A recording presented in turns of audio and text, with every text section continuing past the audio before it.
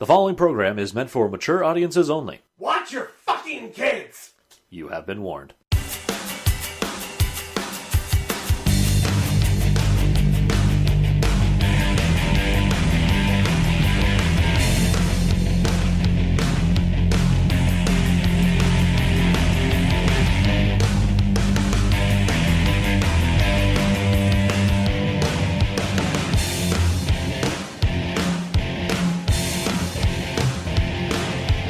Welcome back to Beards on Gaming. How are you today, Mark? Time no longer has meaning, David. I want you to know that very often hi, people from the quarantine again. We have to do this, or at least I've decided to do this a bit far away from each other, so we're doing this over a Discord chat again. And with that in mind, Dave does the theme song right before everything and has me shut my fucking mouth and mute my mic. So that the interference is whatever, right?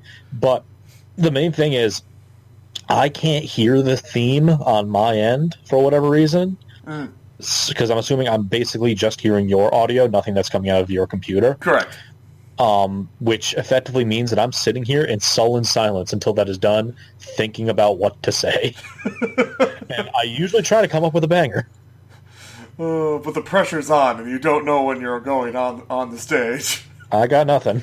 Yeah, see, the thing is that it only records two audio channels. It records the mic, and it records the computer. Yes. And you, my friend, right now, are coming through the computer, which is the same channel that the audio from the computer comes from. Which effectively I can't hear my own audio channel, even though it's... Correct. It's on the computer. Yeah, fair enough. That makes sense. But that's the way we have to do it, unfortunately, when we do it over Discord. I'd rather just have us, in the room and the computer be its own separate thing in case it decides to act up and do something. So we played Final Fantasy 7 Remake this weekend. Yep. And that was a big thing. How you enjoying it so far? I'm very much enjoying it. There are definitely... I've been hearing some criticisms about it that seem like they're going to be... How do I put this? They're not valid yet, but I can see them on the horizon. But the general consensus of a lot of people is, boy, do I really want to keep playing this. Boy, is this really fucking a beautiful, amazing game. Boy, is the message sadly even more relevant than it has literally ever been. Even though it's extremely ham-fisted. It's ham-fisted, but you know what? The phrase goes, some anvils need to be dropped. Here's the thing about it. Alright, so, ultimately, I'm enjoying myself. Yes. I think that's the most key thing. There's a big fat butt coming. Oh, no. There's definitely butts in this game, several of them, but... the thing about this is... Let's talk about the tone first. Now, Japanese. Yeah. I think I've played probably half of the original Final Fantasy 7. Okay. I did not enjoy it at all. Really? I enjoyed some aspects of it, but ultimately it just kind of seemed like it was just it was probably the most overhyped thing I've ever played. Really? Yep. Really. It wasn't terrific. It was just another RPG in my mind, honestly. You are incredibly in a minority there. I'm well aware. I don't understand what people's love for that game was back then. I mean, just putting aside... You don't understand people's love for the game that helped develop and define the ultimate RPG experience. That being said, would you like to say that closer into the mic, David? I think I was pretty close enough. I didn't say it was bad. I said it was overhyped. All right. I didn't have that much fun with it, but I understand why people liked it so much. Fair enough. That being said, I think the move into a different, into a more expressive 3D age is definitely what this game needed, because it needed much more moments of levity and understanding of what the fuck these crazy characters are even talking about. There is something to be said for needing a lot more time with these characters and with the setting than what the original game gave us in order to fully appreciate things. Oh yeah. Yeah, characters Now, like but that might lead into the main criticism that's going to come up. But we'll get to that when we get to it. I have a criticism about that, actually. I don't know if you want me to talk about it or not. Well, I mean, it might be the same thing I would bring up. So go for it then. There is, with characters like Jesse, Biggs, Wedge, and Tifa, it gives them much more moments of getting to know them that wasn't there in the original game. For all the use that has. That being said, for Barrett, it kind of makes him unlikable. Same. Yeah, it makes him an insane asshole. Now, granted, Barrett's whole character arc is literally not in this game. Oh yeah, yeah, I get that. But it makes it like we had this conversation in any other game, in any other story, his personality would lead to him turning villain very quick. It's a fun point where literally not 2 years ago we had the character Dutch Vanderlinde, and he has a lot of similarities at this point in this story. He is literally a more blunt Dutch. He's still a big dweeb. Oh yeah. Yeah, I mean that mission has Hey, hold on one sec. Mm-hmm. Sorry, FF14 was a non in the background, and that was kind of fucking my computer up. Oh, this is going great. Oh yeah, we've had several problems with this podcast so far. In case you were curious, we're not professionals. Yeah, you gotta love doing this over Discord because we just cannot see people, except, unless we're working. But anyway, the world goes on. We're essential. Yeah. So, yeah, but I'm enjoying this game. I'm definitely enjoying the new combat system. Yes, it is that is honestly the biggest improvement over basically anything. Especially when compared to Final Fantasy. That is probably the worst way I could have described it. Yeah, especially when compared to Final Fantasy 15, which wasn't much of a combat system at all. I don't know what about... I would need to go back to 15, which, I don't necessarily want to do, to find out why that system didn't grab me and this does. Alright, so do you know how Final Fantasy 13, you ever played that one? No. Alright, do you know how... I saw it how it was effectively like auto battle. Yes. And they kept making sequels to that game. Because they thought that game was going to be amazing. And people quickly fell off after the second one. I fell off in the demo. Yeah. But not everyone knows this, but Final Fantasy 15 was supposed to be the fourth Final Fantasy 13. Really? Yep. And when the massive backlash came about, and Final Fantasy 13's third game and Final Fantasy 14's failure basically almost destroyed Square, they quickly removed everything about 13 from the what would then become 15. Neat! Can you tell where the cut was made? Wow, David, that sounds sick. So, alright, so I guess we should start with the gameplay. What do you think of the gameplay? It is a...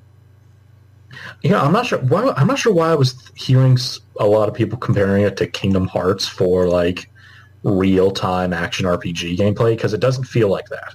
It does to me to a certain degree, and I get where they're coming from. It's because Kingdom Hearts had that weird menu you had to fuss with at the bottom left.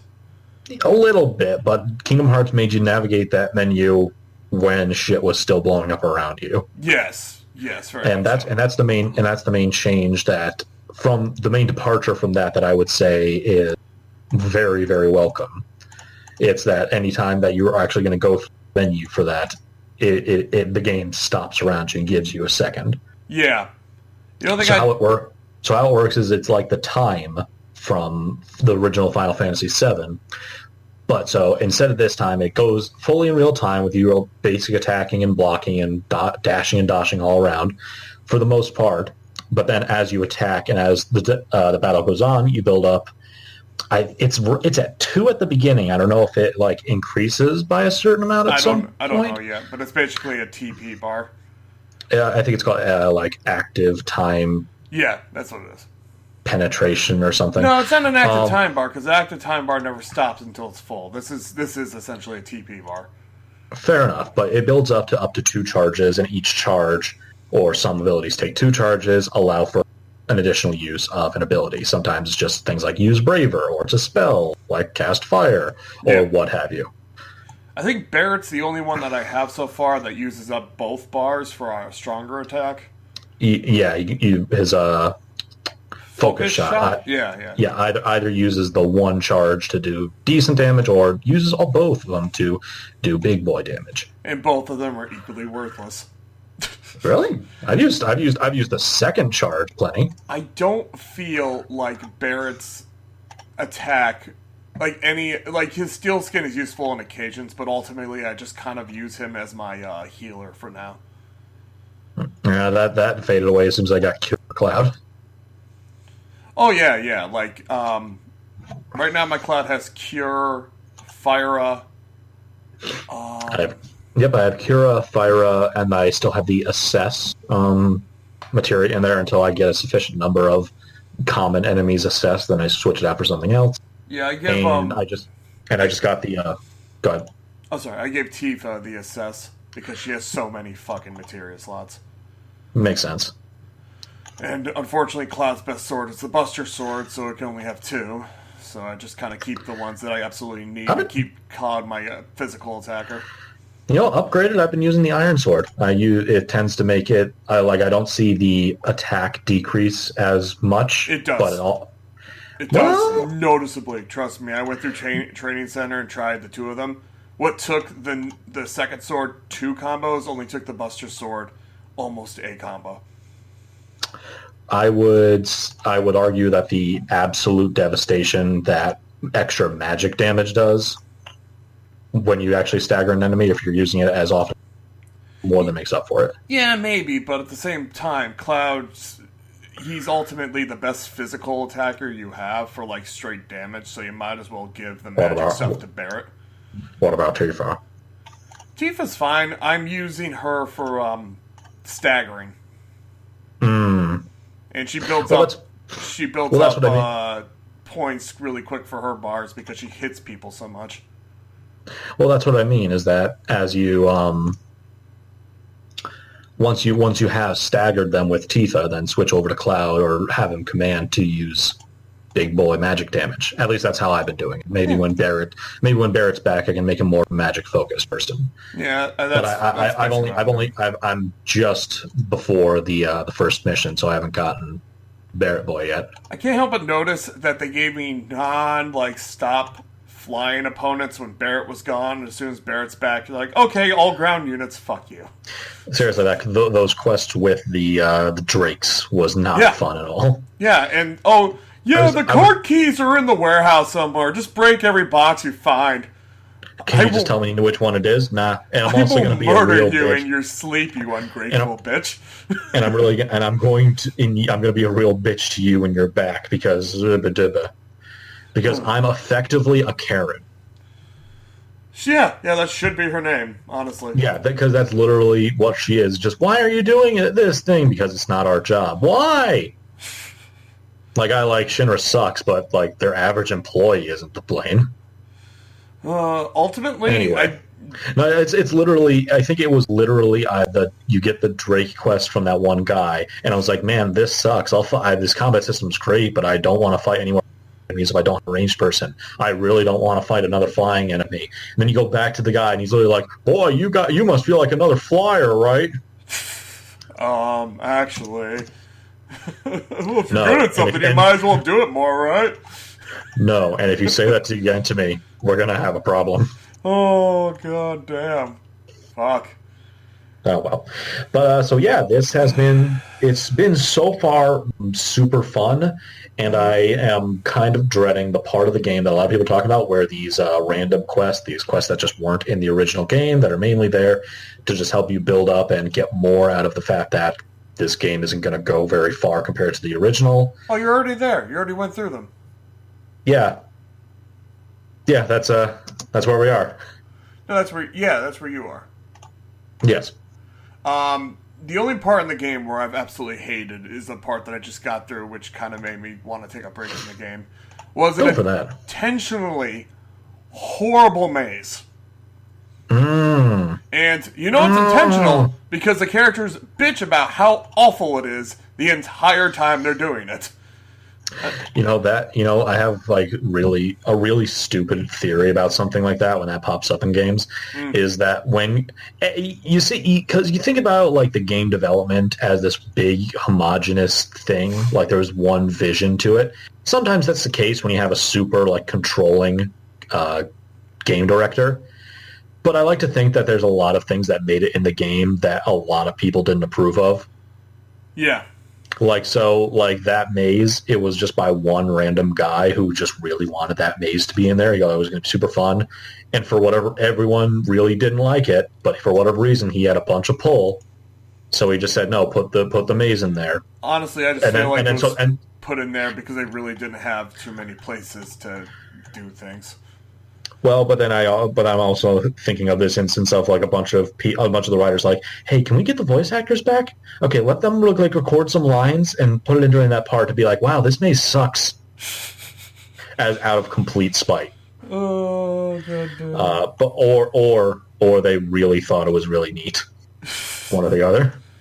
And I didn't. It's my own fault, really. I didn't have to stay in it for half the time I was there. But when I was about to leave, they're like, oh, remember all those material we saw that we couldn't see? You sure you don't want to go get those? Hint, hint, you might want them.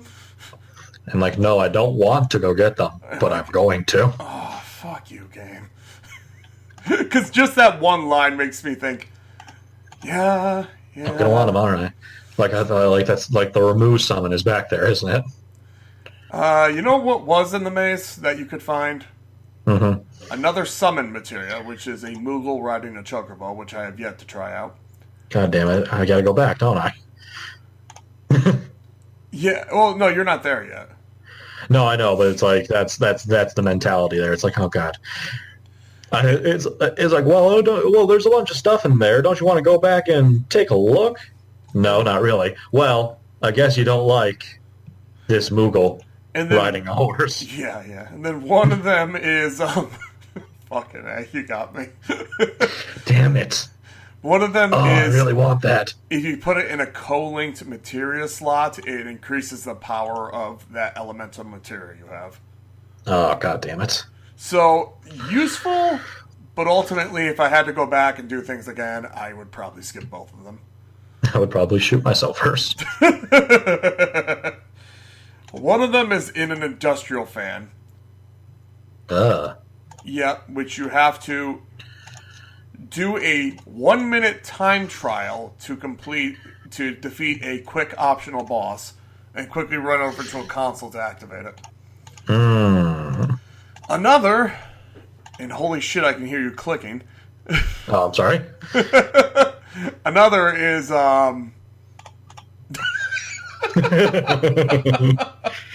another is just a fucking nightmare. There's a ladder hidden in a shitty spot on the side of the fucking map that you have to go down to get to it. Oof. Yeah, I actually looked up a YouTube video. You're actively making me not want to play the game more today. Yeah, it's what made me stop. I was having a good time. There is I'm going back to it. It's like there's this. I don't know what this mentality is. That's like we have this solid core gameplay loop. We have like people like the combat. We've already gotten feedback on it. Let's grind that to a halt. Yeah, to do random bullshit. It didn't seem like a need to. Like all that time you wasted on the level design for the stupid ass areas, you could have just added an extra quest with Barrett. Gave some fucking backstory to him. It's like you're going through the facility. I think it's a bit. You cut out. You're going. Can you hear me out? Yep. So you're like going through the facility, and so like you come up to this fork in the road, and it's like, all right, we can either go to the right and go through this big maze, where there's a bunch of stuff we could probably loot from Shinra, and we could probably get through really quickly without much happening wrong. Or we could go to the left. There's a bunch of guys, and they're big, super tough, big bad. But we could go to the left and not have to do the maze. Give players that option. Yeah, absolutely. And then just try to ignore the survey that comes back that says 99% of people went to the maze. I'm sorry, to the fight. But here's the thing: once you tell me that there's something that might be useful later on, I'm dropping everything to do that. I hated doing that cat quest. I just did it because I needed 100% completion. Yeah, me too. That cat quest was stupid. Oh my god. It was stupid. It was stupid because I thought it was going to be way more complicated than it was, but then it was still annoying to do. All right, we talked about what we don't like about the game. Let's move on from that. Well, because there's little to say about the good, other than the gameplay is really fun. It's actually I enjoy when things spawn for me to fight. Let's talk about the new character developments. How do you like all the personality given to the characters that are defined as cautious, fat, and thirsty? You mean dead, and dead? Yes, but we're not. I mean, okay. Now this is the spoiler for the 20-year-old game. Yes. So I haven't gotten to that point in this version of that game yet. Right. I'm presuming it's much the same. I am loving my time spent with these newly developed characters. Sure. But there's that undercurrent of, yes, I really shouldn't get attached. That's what I'm getting to. Do you feel as if they should have gave we should have spent all this time and all this backstory with these three characters that are now developed, when we know they're just going to not be there for the next one? Like, I get the idea that it's like the emotional punch that came to Barrett in the first game, and to a lesser extent the player, it didn't really hit the player in the first game. It's like, no, I can tell you from experience, I really did not give a fuck. No, it didn't really do it. It's like, bad, but that's about it. It's like, I don't care about these guys. They're just some random names. Well, that kind of sucks for Barrett. I feel bad for Barrett a bit, maybe, but that's about it. So I get the idea that it's like, we wanted it to be more of have more emotional impact. Like, you got to know these people, and they die at the end. But you've already established that they're going to die for the plot, so no one is going to get that attached. Yeah, and also because we all know how this ends, unless you're taking a full 90-degree turn saying somehow they don't die. I feel like Tifa and Barrett should have gotten more time with Cloud, because they're the people we're going to be spending all the games with. I agree. Now, granted, we're not sure how much extra time they're going to get when their proper quests pop up when we get into the second and third games of this. We have gotten time with Tifa. We have gotten time to experience what their relationship was and what it's trying to become. It's definitely closer to. It's filling in gaps. There's a lot of assumptions made about Tifa and Cloud's relationship in the first one that's being more clarified and has a little bit more development to it. Yeah, but ultimately, pretty soon, I'm going to not be around any of them for a long period of time. Yes. So I don't know how. I don't know. I'm just gonna have to wait and see what the new shit they added. Speaking of new shit they added, back to things Go ahead. And even, I'm not anywhere near any more for her, but even a tiny bit more for Aerith. She seems a bit more deeper than just being, there. We get a whole section with her.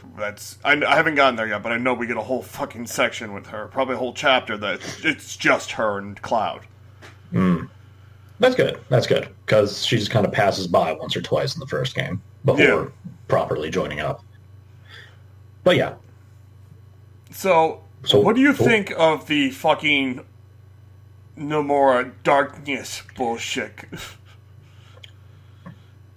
The Organization 13 members that keep flying around everywhere.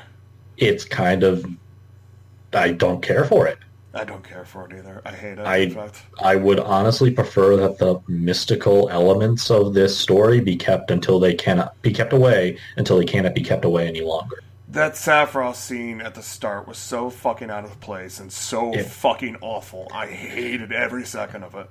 It really was, and it was. I mean, I don't know about hating it. I was just kind of exasperated, is a better word, because it's like, oh man, this doesn't fit at all. You don't look at this late 2010s sequence in this on rails cinematic thing of ooh, how mysterious this is, and it just kind of takes away from the whole like niceness of the Aerith scene in the beginning, where they just throw in a bunch of Nomura bullshit. It's just a bunch of like faceless hoods. It's not even hooded figures, it's just hoods billowing in the wind. I don't even know why they let him do this. Like, they know how much people hate the darkness bullshit. I just thought he would keep doing it because he kind of set a precedent. Dave, I have news for you. There's enough people that really like the darkness bullshit. I didn't think there was any Kingdom Hearts fans at this point, like hardcore fans that were on board with the darkness bullshit at this point. I thought they all grew up. No. Alright. Was it you that just straight up told me that he shouldn't be near anything? He feels like he didn't advance past 13 years old. I don't think I said those words. Okay, I'm honestly not sure. I'm honestly not sure, because if you didn't, then you had a very similar opinion to someone on Twitter. Very much similar, yes. It's very shallow is the main way I would just. It's and this is coming on a game that is one of the most ham-fisted anti-corporation, pro-environmental messages in the goddamn world. Yeah, I'm gonna say this is gonna. It's very. I can't imagine it's easy, especially in this day and age, to make a group of terrorists seem relatable and good. And you really have to make your villains cartoonishly evil for you to be fully on their side. But that's the thing, is that we're kind of already on their side because we know how this story goes. This is Final Fantasy VII. We're here. And I am a little bit kind of glad that there's a couple instances, at least early on, where it's like, okay, things got fucky in the reactor. We caused a bit more damage than we wanted to. Oh well, we did. Okay, so we didn't actually do that, though, right? But that's also. No, I'm curious because that's kind of undermined by the because I figured they were someone was going to say it way earlier than they. I haven't heard anything yet. It seems to be like Jessie is convinced that she kind of screwed something up. I thought that scene was meant to convey it's like, oh, but Shinra did that. They literally blew up their own reactor because they knew they were going to lose the reactor either way. So they caused a bunch of collateral damage to make us look worse. Adding in the whole Shinra making sure our explosion worked, like, more than advertised, I don't feel like it helped the story, adding that into the story. I think it actually hurt the story.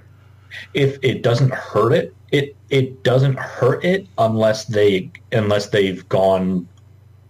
How do I explain this? If someone had said that immediately after we did the explosion, then I would think it's a little neat addition to be like, oh, Shinra's really assholes. Yeah, but it kind of destroys the whole. Our actions have consequences of it. If you realize, oh no, their actions didn't have consequences; they had nothing to do with that. Yes, and that's kind of the issue where there's this little bit of intrigue that I think everyone has either guessed or they're entirely ignoring. And it either needs to be Shinra's really, really assholes. They're like C-grade Captain Planet villains. Yeah. Or our little Avalanche group needs to understand that their actions have consequences and we're not exactly squeaky clean. I sort of remember where the story goes and what Shinra's plans with Avalanche are, but I don't fully remember. I'm pretty sure it was literally just to be like, okay, we got to do a thing. No, to get rid of Avalanche. Do you want me to say it? Because I do have a memory of what it was. Go for it, because I'm pretty sure I know what it is. They want to just drop off the poor sector of Midgar. Well, I think it's they want to blame Avalanche for it. I don't know. I don't remember why exactly they did that. I knew they wanted to blame Avalanche for it. I wasn't sure if they wanted to drop the sector specifically to get rid of Avalanche. I'm pretty sure that's the cause. That too, and also more it increases their profit margin if there's no pour. Also, I think they treat it as an accident, and Shinra gets back in people's good graces by their rapid response to dealing with the problem. Yeah, several responses. Real politique, if you will. I believe that was the story, but it's cartoonish. It's been a minute. It's been a couple minutes. I wish I had a little counter in me to be like, convert 20 years to minutes, please. Oh goddamn. So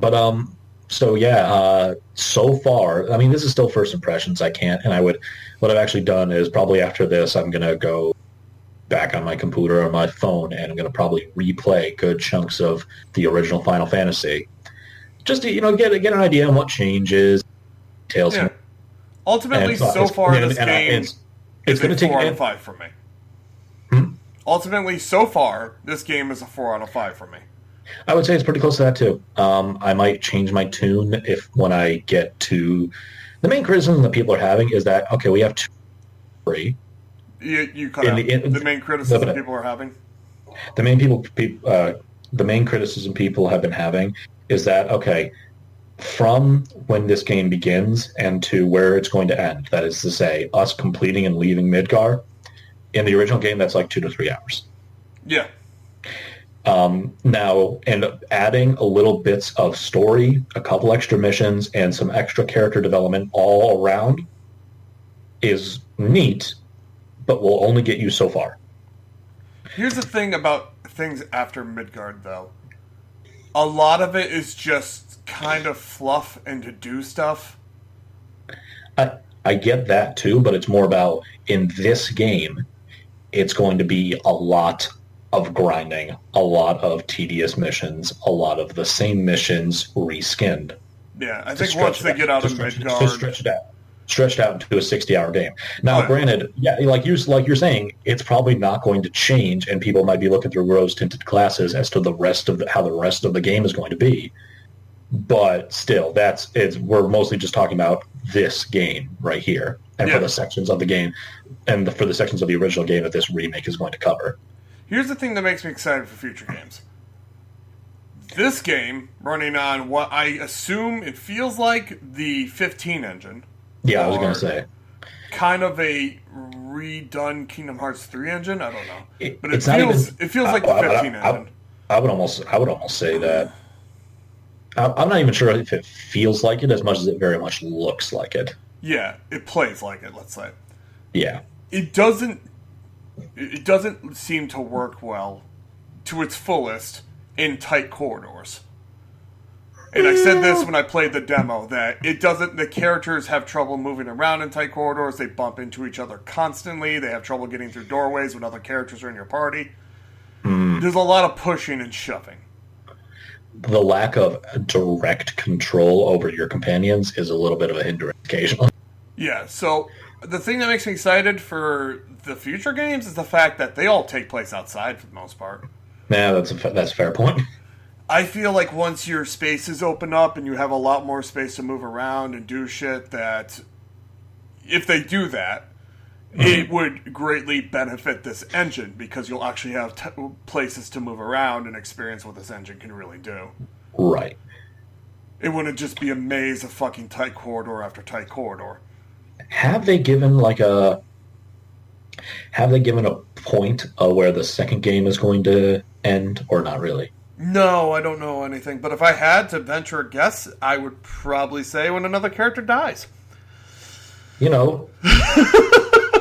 That one. Oh, it's gonna be super fun, guys. You know what? I am I suppose the only thing that I would, and I get why it's happening, is that that it's only for being in Midgard. We only are going to have 4, maybe 5 people. No, 4. 4? It has been confirmed? Only 4. Red 13 is just there to help you in battle. Aw. And you'll only have 3 people in your party at one time. The Right. story will never let you have 4. That's whatever. Which is which is what happened in the original game too. Only once you got out of Midgar, you were able to choose your party. Right. But yeah, that is it is a weird limitation at this point because it is just one person. It'll eventually get to a point where one person is just standing off to the side kind of awkwardly. Yeah, that would be the dog. Yeah.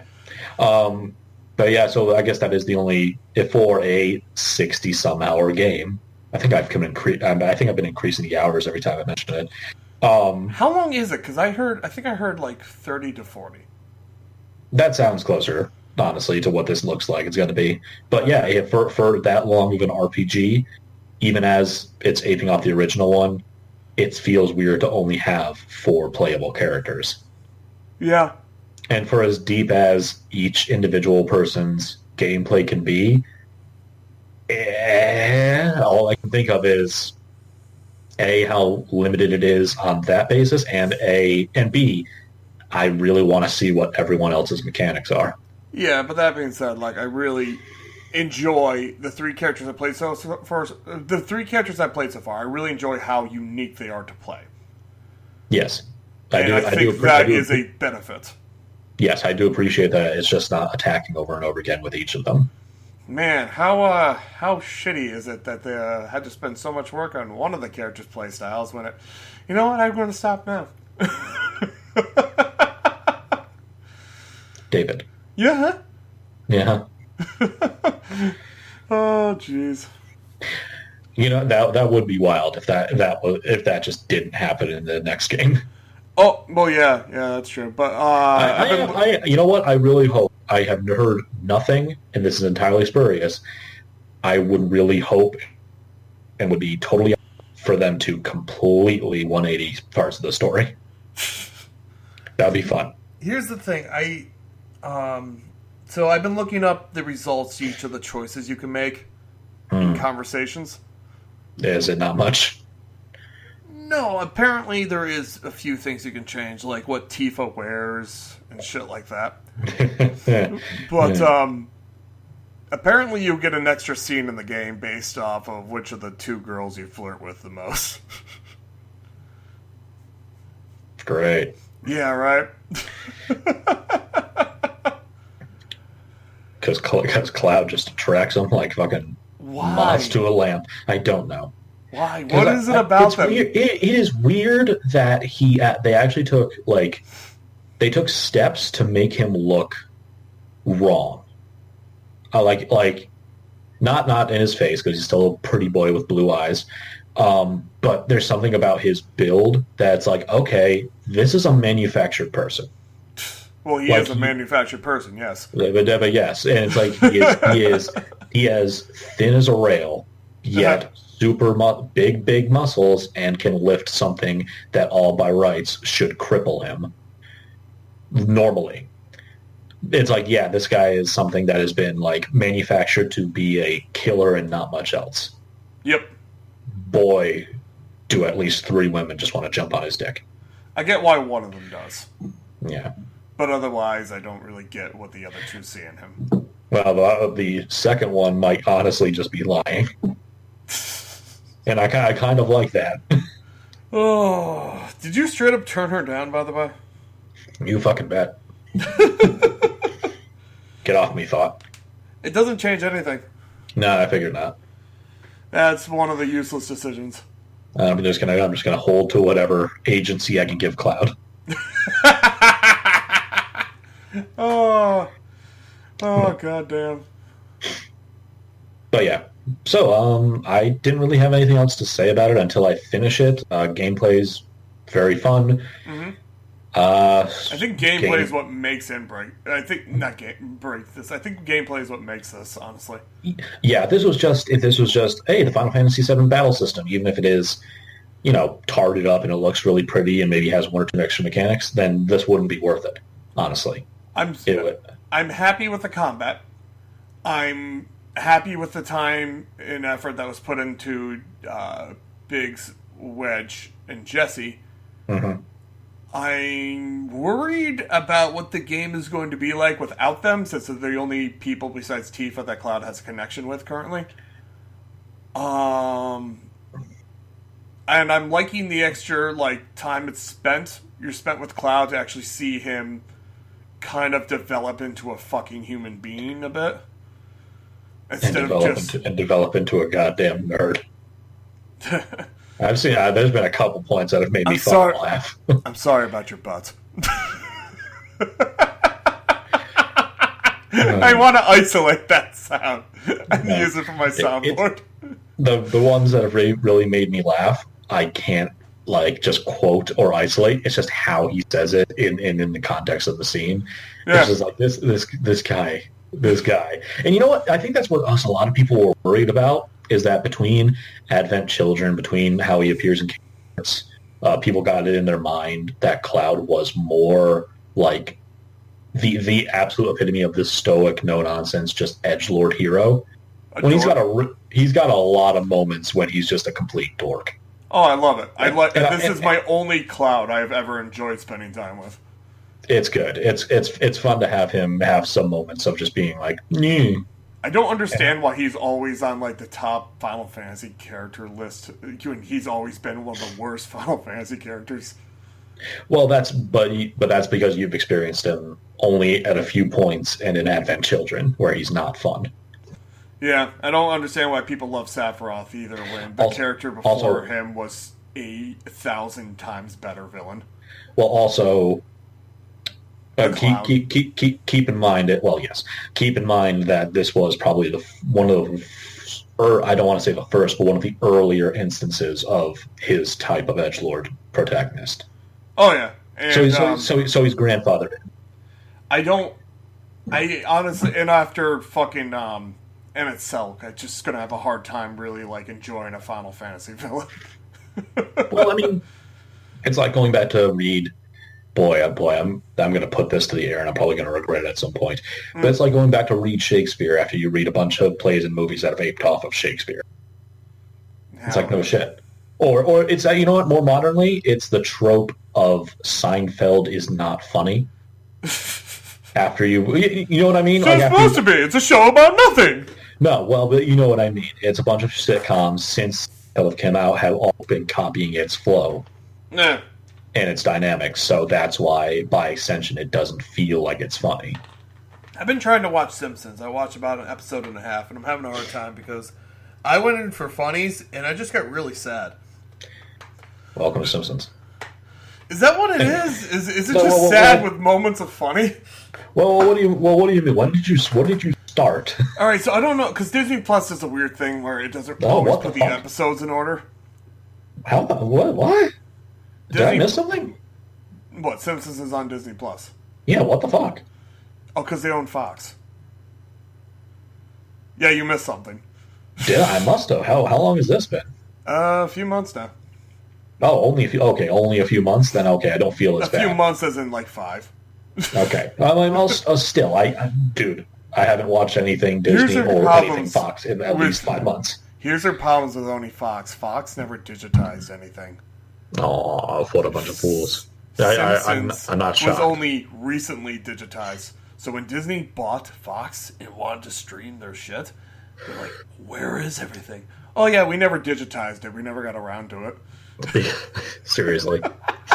Well, to be fair, you're also one of, I believe it is the longest running show in history. Yeah. So it's like that's going to be a big dick effort.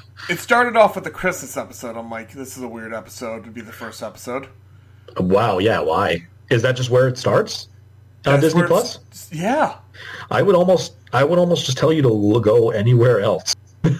So like I started with the Christmas episode, which didn't make me laugh at all. It just made me sad through the whole fucking thing.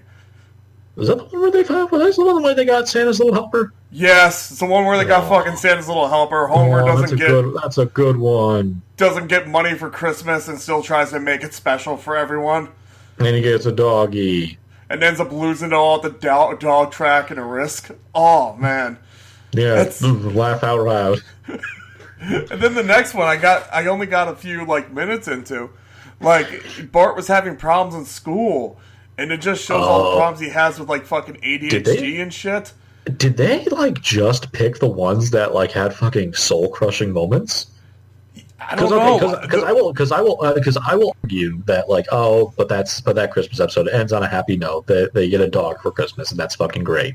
Yeah. But that one, like, yeah, it's the entire point. It's like Bart's a complete shit student for the entire series. But yeah, but he finds out like that's the one time he actually tried, and he's just not getting it.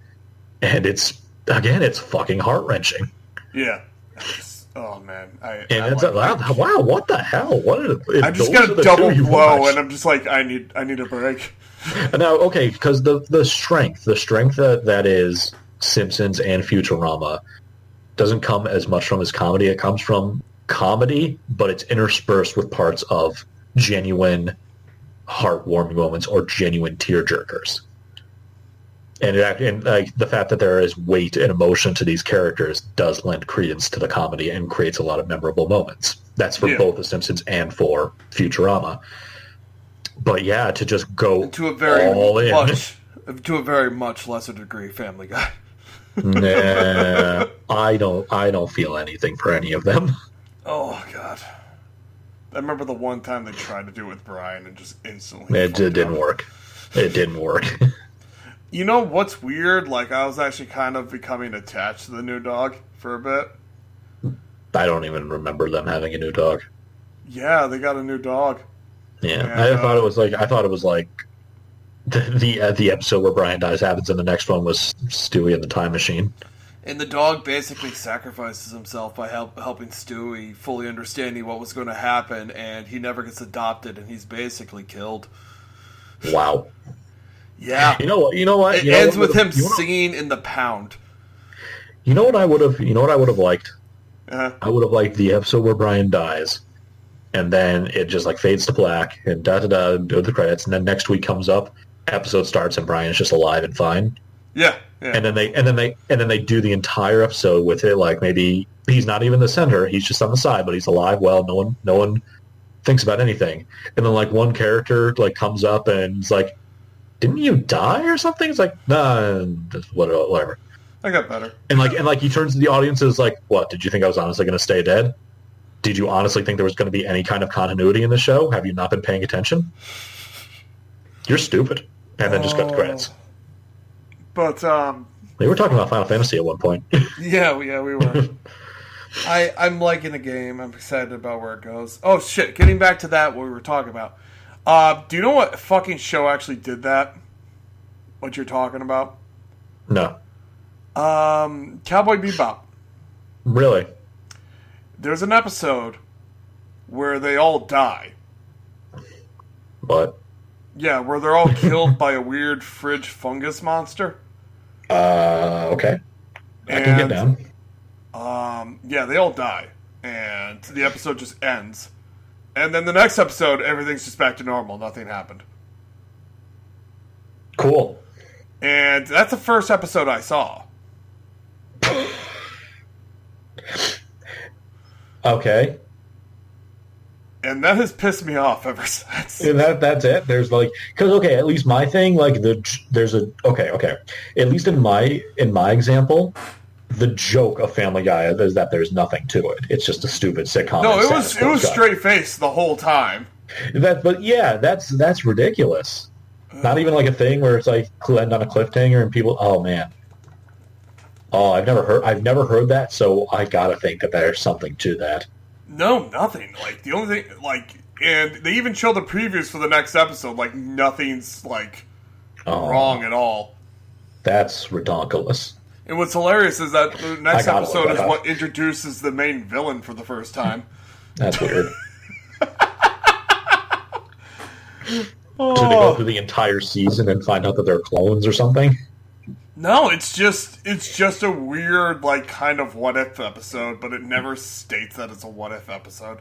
Ugh, it's weird. Now that kind of reminds me, as you say, that's the episode you start on. I was talking to someone recently about like, this anime, and like, and of course because I'm that guy, I bring up JoJo's Bizarre Adventure. And he's like, yeah, I never really got into it. It's a super weird show. I didn't realize, like, it's called Bizarre Adventure. Well, what episode did you start on? Oh, that that one where the guy's fighting the guy on the cliff who can turn himself invisible and like turn his blood into razor blades. And I'm like, you started in the 5th season, in the middle of the 5th season, fighting one of the main villains against the main villain. Uh-huh. And you thought it was a bit too weird to actually keep going. And it's like, start at number 1. Oh. Listen, listen. JoJo's Bizarre Adventure is about. I would open any sales pitch, quote unquote, of any recommendation pitch of JoJo's Bizarre Adventure of, hey, start out in Victorian England with this guy punching his vampire stepbrother with the power of sunlight, and then it gets weirder from there. All right, well that's it for us. We're out of time. Oh, are we? Are we actually going up against the time? Oh, I'm going up against the time. I am out of time. Oh, dang. All right, I'll talk to you guys later. Thanks for joining us. We don't have a lot to talk about. Oh well. Bye, guys. Goodbye.